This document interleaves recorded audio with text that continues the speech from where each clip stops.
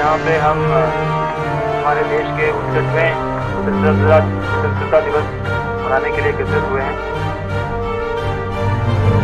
आज ही के दिन 1947 में हमारा देश अंग्रेजों की हुकूमत से मुक्त हुआ था।